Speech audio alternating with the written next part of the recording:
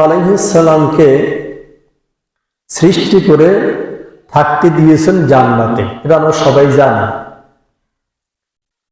থাকতে দেওয়ার পরে জান্নাতে সব নিয়ামত সে ভোগ করবে, এটা আমরা জানি, আল্লাহ আদেশ দিয়েছেন। কিন্তু আল্লাহ একটা শর্ত দিয়েছিলেন, কি? ওই গাছের নিকটে যেও না, ওয়ালা তাকরাবা হাযিহিস শাজারাতা, ওই গাছের নিকটে যাইও না, ফল খাইও না তা বলে নেই, গাছের নিকটে যাইও না, নিকটে গেলে ঝামেলা আছে। এখন এই অবস্থায় চলতে থাকলো। হঠাৎ একদিন ওই বন্ধু, তখন তো শয়তান ছিল না, ওই বন্ধু ফেরেশতা তো নয়, ফেরেশতা ধরতে হয় এখন। ওই ইবলিস এসে আদমকে কানে কানে বলল যে, সে তো শয়তান হয়ে গেছে গিয়া, সে কানে কানে বলল যে, তুমি জানো দীর্ঘদিন যাবৎ তুমি বেহেশতের মধ্যে আসো, বেহেশত ভোগ করবা, কিন্তু আল্লাহ তো কোনো কমতি নেই, কিন্তু আল্লাহ পাক তোমাকে ওই গাছের নিকটে যাইতে না করলো কেন জানো? আদম আলাইহিস সালাম তা তো আমি জানি না। শয়তান বলতেছে, আমি কিন্তু জানি। আদম বলল, তুমি তাহলে বলো কেন যেতে না করছে? শয়তান তখন বলল, না আমি কিন্তু বলবো না, তুমি তো জানো আমি শয়তান, আমি ভালো কাজ করি না, খারাপ কাজ করি, কেন যেতে না করছে আমি জানি, তোমাকে এটা বলবো না। যখন বলছে বলবো না, তখন আদমের কৌতূহলটা বেড়ে গেছে। আমি বেহেশত ভোগ করতেছি, আমি জানি না ওই গাছের নিকট কেন যাব না, শয়তান জানে, জানা দরকার। আদমের খুব কৌতূহল জানা। শয়তানকে বলল, বলো না। শয়তান বলছে, না আমি বলবো না। মানে শয়তানের উদ্দেশ্য আদম এটাকে লুফেলো, তার চাহিদাটা পেশ করুক বেশি করে, আমাকে চাপ প্রয়োগ করুক, এটা শয়তানের কৌশল। যখন আদম বারংবার বলতেছিল, তখন শয়তান বলল, তুমি জানো আমি তোমার দুশমন, ঠিক আছে, আমি কি ভালো কিছু বলবো? তখন আদম বলতেছে, অনেক সময় দুশমনও তো উপকার করে বা ভালো কথা কয়, দুশমন অনেক সময় বন্ধু পরিচয় দেয়, এটা তো হইতে পারে। শয়তান তখন বলে, তুমি যদি সেটা মনে করো তাহলে আমি বলতে পারি। আদম তো খুশি, এখন বলবে। শয়তান বলল, জানো তুমি তো জানো তোমাকে আল্লাহ তৈরি করেছেন দুনিয়া পাঠানোর জন্য, কথা সত্য না? শয়তান বলতেছে আদমকে, আপনাকে না।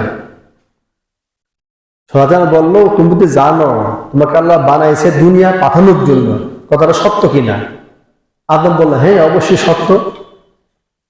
আচ্ছা, তাহলে তুমি যদি গাছের নিকট যাও তাহলে তুমি বেহেশতে স্থায়ী হয়ে যাবে, দুনিয়া যাওয়া লাগবে না।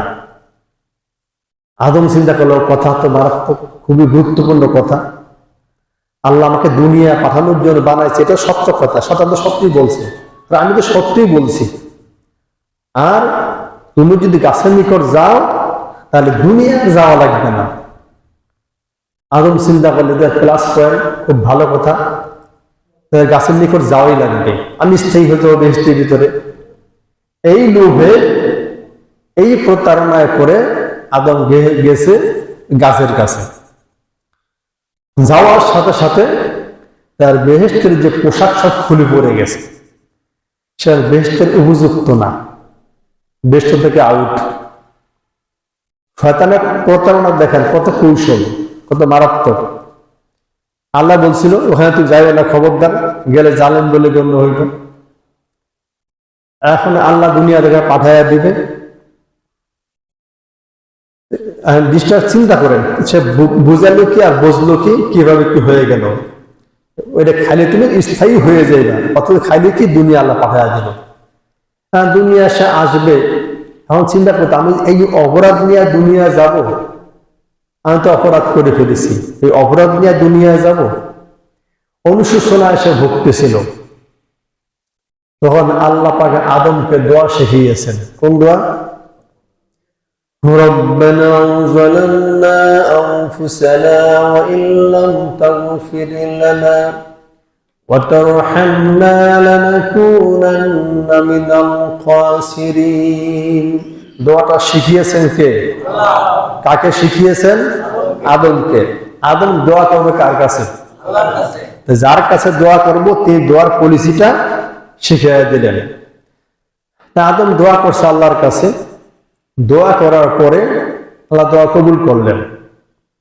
কবুল করার পরে দুনিয়া আসা লাগবে, এটা মিস নেই। এখন আদম তো আবার খুব টেনশন।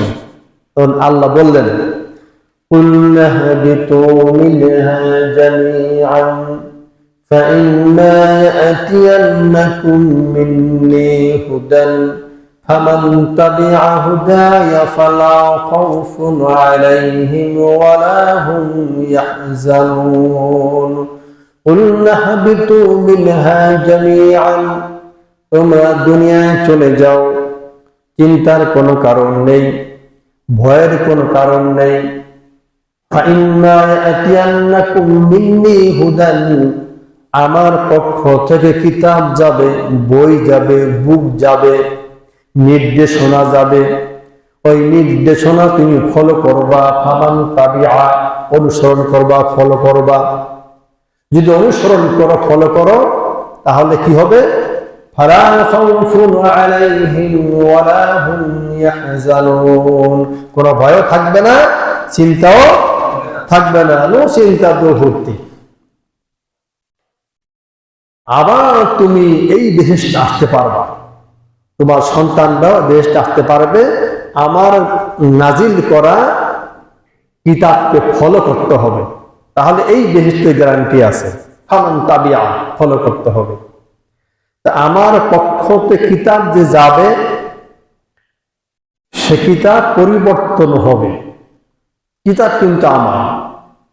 তুমি যে নবী, আর তোমার প্রতি কিতাব দিব আমি।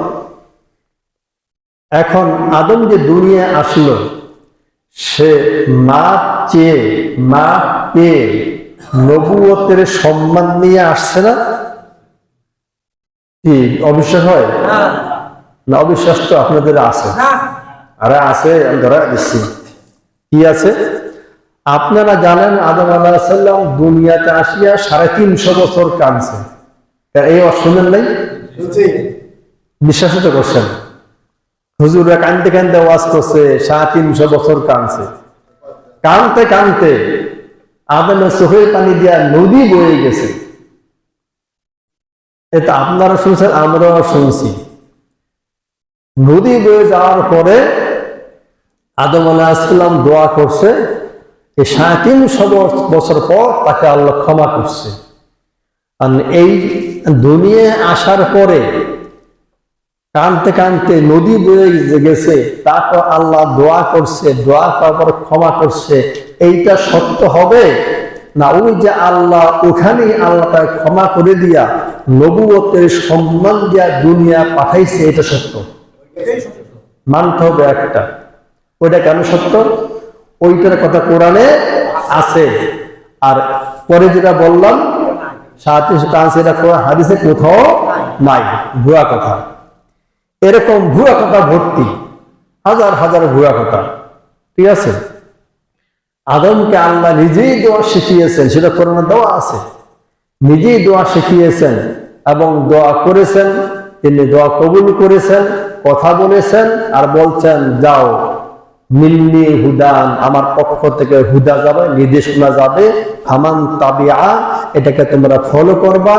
ফালা খাউফুন কোনো ভয় থাকবে না, ওয়ালা ইয়াহজান কোনো চিন্তাও থাকবে না।